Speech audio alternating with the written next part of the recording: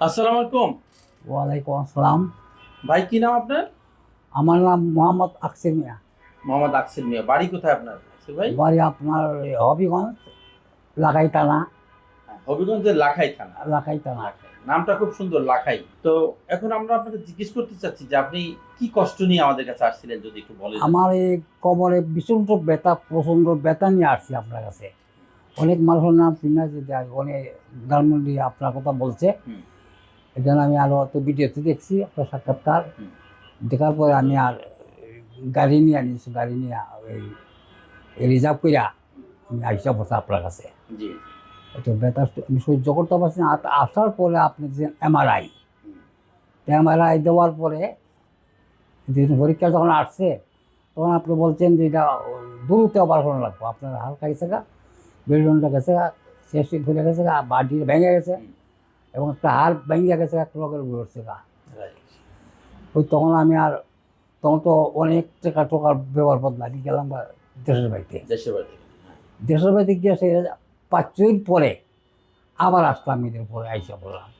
আসার পরে বললাম যে স্যার আমারটা দ্রুত অপারেশন করেন।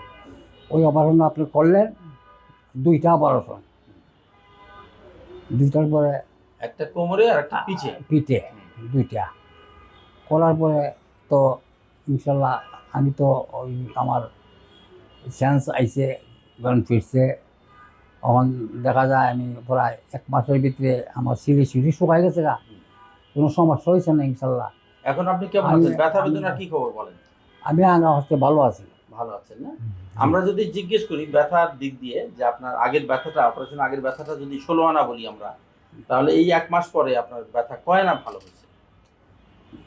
আমি মনে করেন প্রায় হিসাব করলে তো 70%। 70% ভালো হয়েছে। হ্যাঁ, আলহামদুলিল্লাহ। এটা একটা ভালো একটা উন্নতি।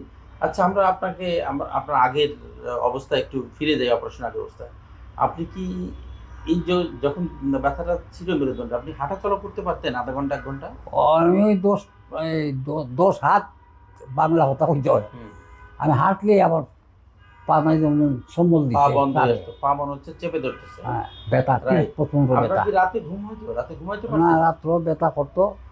তুমি শীতে পড়লে একটু একটু কম যা গেছে, তারপরে ওই ফার্মেসি ঘুম ভেঙে যেত কিনা শেষ রাতে? হ্যাঁ, ঘুম ঘুম ভেঙে যেত? ভেঙে যেত, টিবানি ঘুম লাগছে। ভেঙে যেত না? আচ্ছা, আচ্ছা, আচ্ছা। তো তোমরা তো ২ জন ওনার আকসের মিয়ার ছেলে, হ্যাঁ? তো তোমার নাম কি হৃদয়? জি স্যার, হৃদয়। তো হৃদয়, বলো তো তোমার বাবার সেই আগের যে কষ্ট আর এখনকার যে, মানে সে একটু শান্তি পাচ্ছে, আরাম পাচ্ছে, এইটার, এটা তোমার একটু অনুভূতি বলো। স্যার আমি যখন শুনলাম যে আমার বাবা অসুস্থ, যে ব্যথা, প্রচণ্ড ব্যথা, বাবা উঠতে পারে না, হাঁটতে পারে না, এক কদম আগাইলেই মনে করেন যে পায়ে প্রচণ্ড ব্যথা, টান দিয়া ধরে, হাড়ে ব্যথা, শুয়ে থাকতে পারে না, হাঁটতে পারে না, চলাফেরা করতে পারে না, মানে প্রচণ্ড ব্যথা।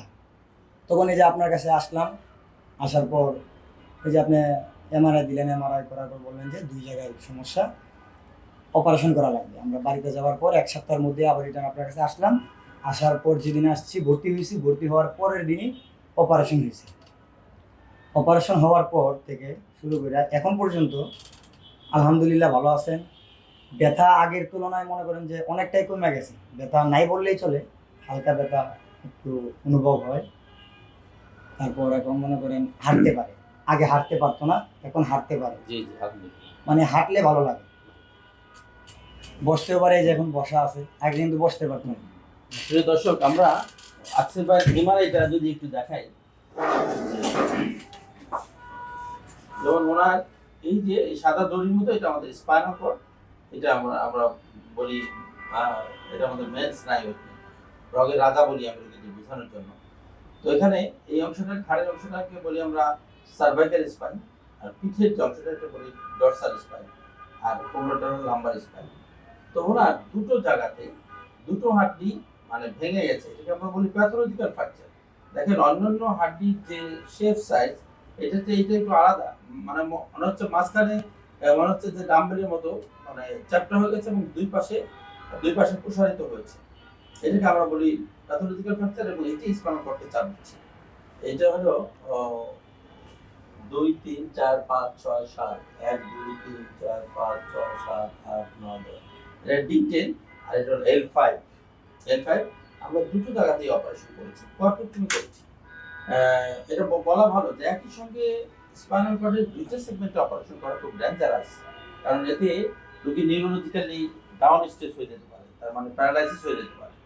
কিন্তু আলহামদুলিল্লাহ আমরা ওনার অপারেশনটা সাকসেসফুলি করতে পেরেছি এবং উনি আজকে এজন্য সুস্থ এবং হাঁটতে পারছেন।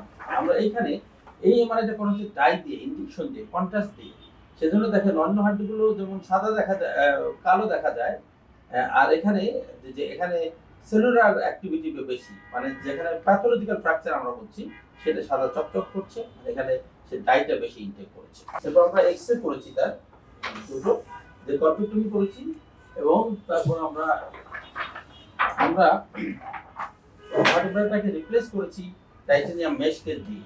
এটা হলো D10 এর অপারেশন, আর এইটা হচ্ছে L5 এর অপারেশন।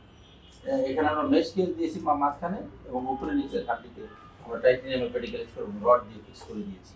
এটা নিঃসন্দেহে খুব জটিল অপারেশন। এই অপারেশন তো আগে বাংলাদেশে হতো না, এখন হয় বা বাংলাদেশে খুব মানে অল্প সংখ্যক সার্জনই এই অপারেশন করেন।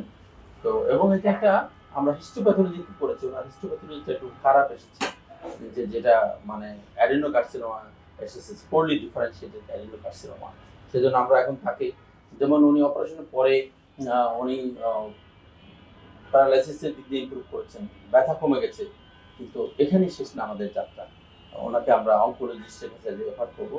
অঙ্কোলজির সাথে ফার্দার আরও কিছু টিউমার মার্কার এরকম পরীক্ষা করে ওনাকে হয়তো মানে ওইরকম রেডিওথেরাপি বা কেমোথেরাপি লাগতে পারে। তো আমরা বলতে চাই যে বাংলাদেশে, এটা আমি সবসময় বলি, কারণ এই দেশটাকে তো আমরা ভালোবাসি, এই দেশের মানুষগুলোকে ভালোবাসি এবং আমরা চাই যে আমাদের দেশ সব সেক্টরে যেমন উন্নতি করছে, এই চিকিৎসা সেক্টরেও আল্লাহর মতে স্পাইন সার্জন তো অনেক উন্নতি করছে। সেজন্য স্পাইনের যে কোনো অপারেশনই বাংলাদেশে হয়, এরকম যেখানে ক্যান্সার আছে এবং একাধিক লেভেলে ক্যান্সার আছে, সেটাও আমরা মানে অপারেশন যে করেছি এই রোগীটার প্রমাণ। এবং অপারেশনের পরে ইমিডিয়েট পোস্ট অপারেটিভ মানে ওই দিন আলহামদুলিল্লাহ রোগী 70% ইমপ্রুভ করে গেছে তার ব্যথা, তার প্যারালাইসিস। তো সেজন্য বাংলাদেশের উপর আস্থা রাখুন, বাংলাদেশের চিকিৎসকদের উপর আস্থা রাখুন। আমরা বাংলাদেশের চিকিৎসক হিসেবে আমাদের জনগণের পাশে সবসময় আমরা থাকতে চাই।